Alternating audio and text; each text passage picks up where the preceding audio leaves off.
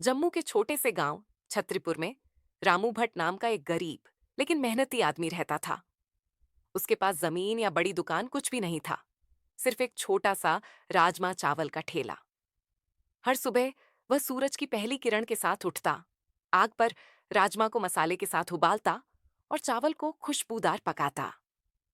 ठेले पर खड़े खड़े उसकी हंसी में गांव की सादगी और मेहनत की चमक दोनों दिखती थीं। पर गांव में ग्राहक बहुत कम होते और लोग अक्सर जल्दी में कहीं चले जाते।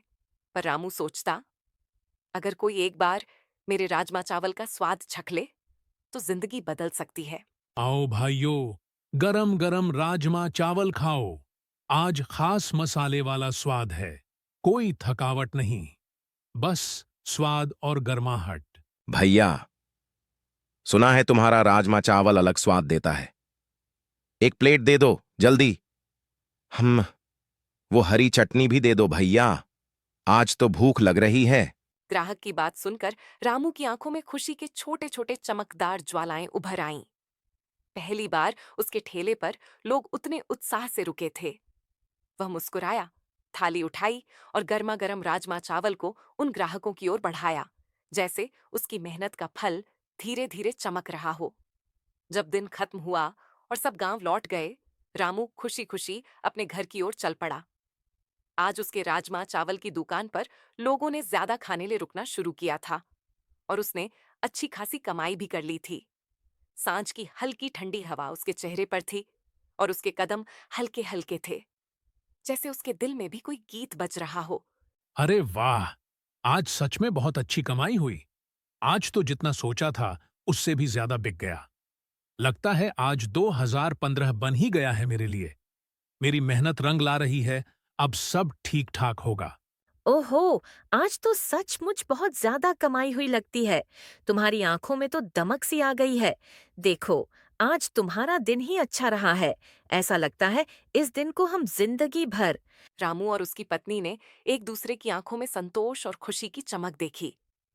आज का दिन उनके लिए सिर्फ वो पैसा नहीं, आशा और नए सपनों का आरंभ लेकर आया था। अगले दिन सुबह फिर हल्की सी धूप गांव में फैल गई और रामू फिर से अपने ठेले के पास खड़ा हो गया। आज भी उसके राजमा चावल की खुशबू दूर दूर तक फैल रही थी और गांव के लोग जल्दी जल्दी बाजार की ओर आ रहे थे। जैसे ही सुबह की हलचल शुरू हुई, रामू के ठेले के पास ग्राहकों की अच्छी भीड़ लग गई। हर कोई उत्साह से राजमा चावल खाने के लिए रुक रहा था। धीरे धीरे उसकी दुकान का काम बहुत अच्छे से चलने लगा और लोग बार बार वापस आकर एक दो प्लेट और मांगने लगे। देखो भाभी, आज तो कमाई कल से भी ज्यादा हो गई। इतने लोगों ने राजमा चावल खाया।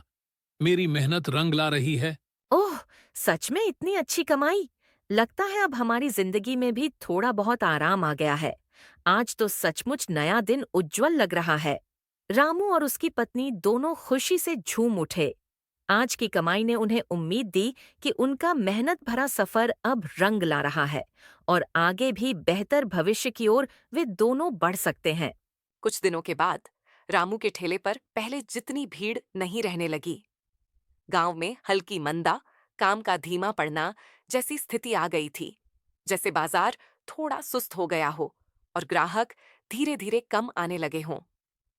मंदा पड़ने का मतलब है कि व्यापार सुस्त या कम हो जाना, और यह अक्सर व्यापारियों के लिए चिंता का कारण बनता है। रामू की आंखों में वह चमक थोड़ी कम होती जा रही थी, क्योंकि अब वह अपने दुकान खरीदने का सपना पूरा होते नहीं देख पा रहा था।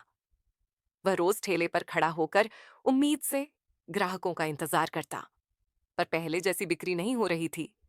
आज भी तो उतने ग्राहक नहीं आए। लगता है काम कुछ धीमा धीमा चल रहा है। हमारे दुकान खरीदने का सपना थोड़ी देर के लिए तो अधूरा सा हो गया लगता है। हाँ भैया, आज हालात थोड़े सुस्त हैं, पर हार मानने का समय नहीं है। हमारी मेहनत फिर से रंग लाएगी, बस थोड़ी धैर्य रखना होगा।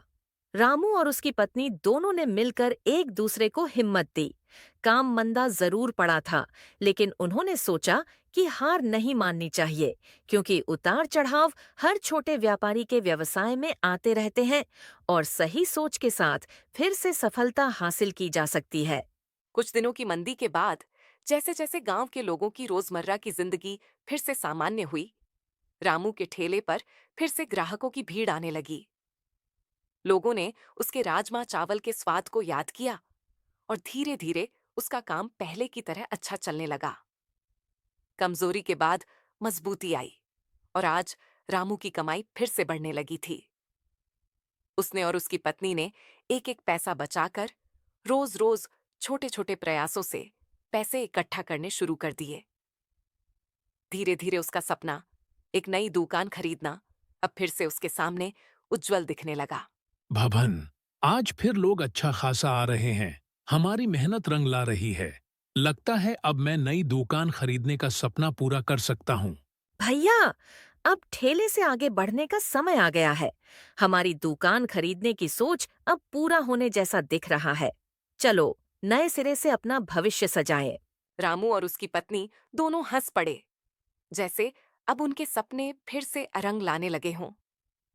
अब रामू का ठेला ही नहीं, बल्कि एक छोटी सी नई दुकान उसका अगला लक्ष्य बन चुकी थी और वह लक्ष्य पूरे होने के करीब दिख रहा था।